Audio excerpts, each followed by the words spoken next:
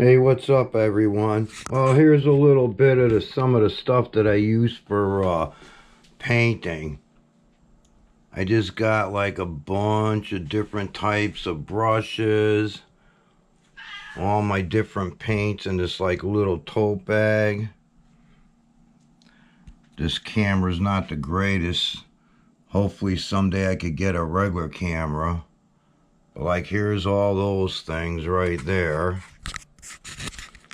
And then usually when I paint, I always paint on a flat table, and I have, here's the canvas, but I got this, poster board from like the Dollar Tree, or I'll use this table and I put wax paper over it. So after you're done painting, if it's a mess or whatever, you pull it off, everything's great. Same thing with this palette. I'll put the wax paper over the palette, and when I'm done I just pull it off and throw it away. And then here's some other miscellaneous stuff that I have: the wax paper, extra paint, all these littler paints, more brushes, and then of course here's some of the paintings that I got. These things all over the house, they're everywhere. So I'm gonna try to do something different. I'm gonna try to, hey, what's up, people? I'm gonna try to see if I can put this GoPro on the chest harness, and while I'm sitting down, see if I'm gonna be able to record the painting as I'm painting. So I'm just gonna do a little sample, a couple little things, maybe just like the sky, some bushes, a little rock or something, just to see how that's gonna come out. And I'll probably put it up, even if it's, doesn't come out good or not. At least this way people will know, right? Don't use that idea the next time. All right, I'll get back to you. Peace. All right, people, I'm back. So I have the GoPro on the chest harness, and it's kind of facing down, as you could see. This is just an experiment. I'm going to do a sample bit of painting just to see how it's going to work out. I'm just using the built-in mic that's in the GoPro. I have it set at wide angle. I was going to use the linear, but I don't know. We'll try it like this, and maybe I'll learn for the next one. All right, so usually this is how I'm going to paint. I'll just put a nice big glob of white right there. That's going to be my sky. And then I'm going to add, that's titanium white, and then here's a cobalt blue. So we'll use that little lighter color. I usually use like a primary blue that's a little bit darker. All right, might need more. Now usually I'll do the water the same way, but I use a different color blue, like maybe turquoise or a lighter blue. And then after I get done mixing it all in, I'll still have some of the darker blue. I'll mix it in with the lighter color and the white, so that'll give me a little bit of variations rather than to try to do like it in all different layers. So I'm just gonna start spreading this white out. And I only do the half because like this is the sky. Let's get a little bit more of that. All right, now we'll start adding in the, and this is the way I like to do it like this, because now I could add in the sky and get that variation of all different, colors and whatnot. Now see, I have all this color here. If I was going to continue to do the water, I would mix that in with a lighter blue and also white. And then, so usually I don't have the water. Oh, boy, I'm slipping already. But usually I have a little bucket of water. And once I'm done with what I think I wanted to do, then I'll wipe it off here on the board. That's why it's a mess. And then I'll throw it into the little container of water to keep it from drying out. Oh, that wasn't good. Put the paint in the...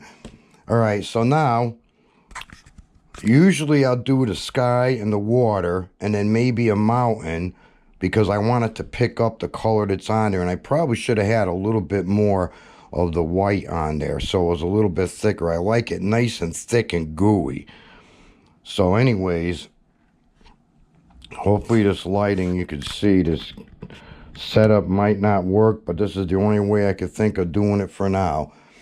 All right, so usually I'll let it dry and then I'll go back and do like the lighter colors.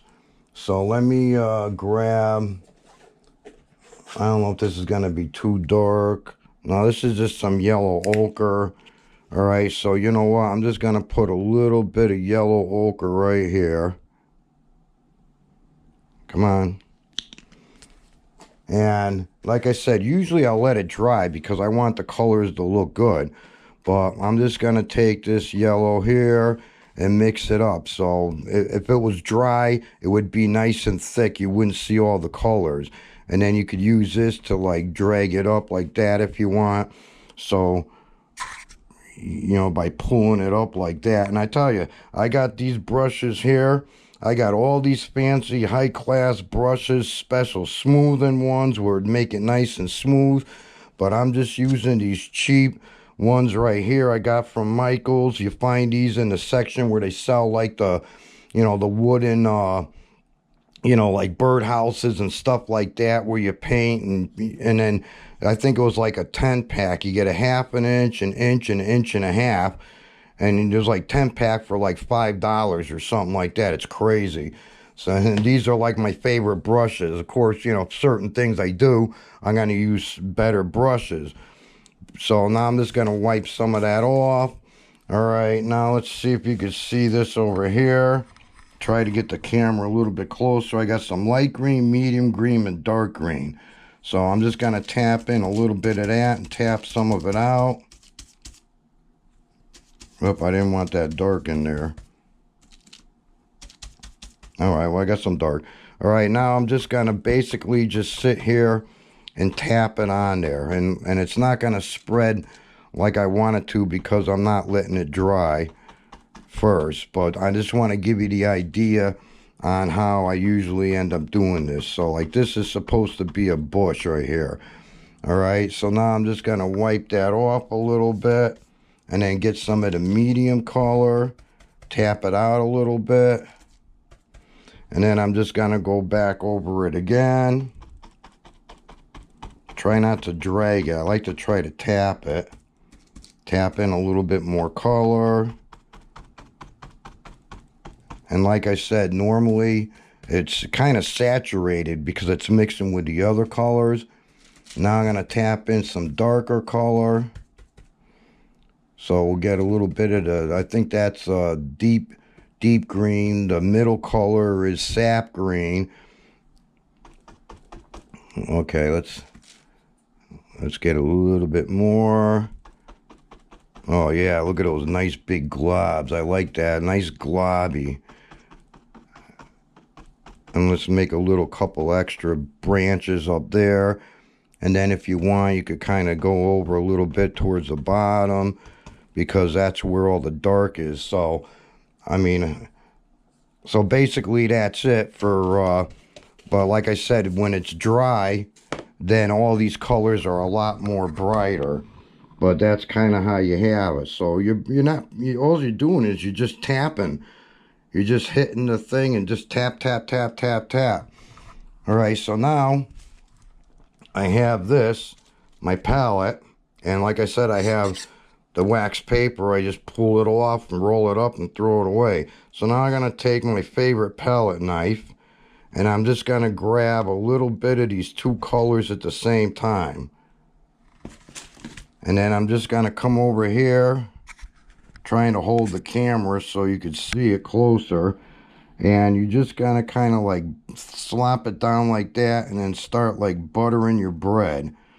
Now, if this was a little bit thicker like I wanted it to be, then you would be picking up some of that white and a little bit of the blue mixing in. So you just kind of like just butter your bread a little bit. You know, see there, I got some white in there. Just kind of drag it down.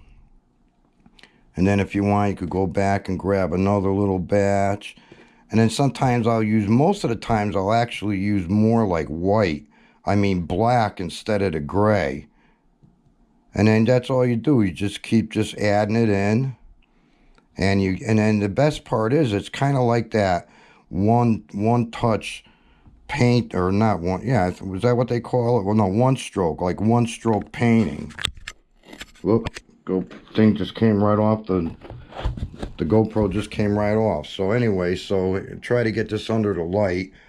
So there's a little sample of the bushes, just tapping into 3 different colors. And then if you want to do like a tree or something, then you could take the knife and get a little bit of brown and put in little lines here and there for branches. I just threw in I usually don't do the grass, or, like that yellow ochre, but I did it just so it would stand out. And then here's like the little mountain, little rocks. I don't know why it just, well, in the camera right now, it's just not picking up. I mean, I see like a ton of different colors, but, so anyway, so basically that's it, and then the water, I would have finished doing the same type of thing as I did the top. I would just do the water to a different color blue, a lot of white, mix it around, and then again at the bottom, like down here somewhere at the bottom, I would maybe start making some more bushes or some rocks, a nice little rock wall or something, maybe a bigger tree coming up or something like that. So anyways, I just kind of wanted to give people an idea on how I was painting and how I go about doing the stuff. And usually I don't paint in this area, but I had to have a plug where I could plug in this light over there. I got the overhead light on, but there it is. So let me know what you think about the techniques or whatever. But like I said, look at that sky. Just by using those 2 colors, I got all these different wavies, the sky's not just one color blue. And then if I want, of course, I'm going to add in birds. I always put birds in my pictures, and I always hide one of my logo symbols in there somewhere too. And then maybe I could pop in some extra clouds if I want with my little palm brush, mop brush. I have several mop brushes, as like I said before. I even have like special smoothing brushes that I don't really use that much. Here's all the bigger other ones that I have, and then I got all these little ones in there. And I probably only use like maybe 10 of some of these little brushes. And then I have these specialty ones right here that are super, super small. And I use those for making like the birds and stuff. But I have to paint on a table because my hands are shaky. And I just use the easel just for putting them on there and drying them and making a short. And that's the Van Beek Falls. I did that one after Dave's channel in Australia. He gives me a lot of advice and encouragement, and I appreciate it. So usually a lot of these pictures I have like that, I'll just kind of like pop it out of my head. Sometimes if I want to do something different like that one, that I usually don't do something like that, I'll kind of like scribble it out on a piece of paper first so I could kind of get an idea what it might look like. And then I try to paint it. And it's very rare that I'll see something like, I don't know, a picture like on Facebook or something and say, oh, I want to do my own version of that. But several times I'd be out somewhere on the bike, maybe on a lake or something, and like, oh, I kind of like that. And when I come home, I'll see if I could kind of like reproduce that in my own way. So I call this abstract, but I don't know if it'd be abstract or what you officially would call this, impressionist or something. I don't know. I just enjoy playing with paint. All right, people, I appreciate you watching. I can't believe this thing fell off the harness. Apparently, I didn't have it screwed in the way it should have been. No wonder why it didn't seem like it wanted to tighten up. But, if it comes out halfway decent, this is experiment, so if there wasn't enough light, well, then I know I need to add more light. If the angle was too far away, then I got to figure out how to get it closer. But I was often thinking about putting the camera on this side on a mount coming up and then facing this way, but then I think the painting would be upside down.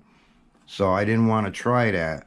So, I don't know. We'll see how it works when I get in there and get to edit it. If I got enough room on the iPad and I don't got to fight with that. All right, people. As usual, hit the like. Leave a comment. Let me know what you think. Hit the ding-a-ling bell. And don't forget to subscribe. And we'll see you in the next one. Peace out, people.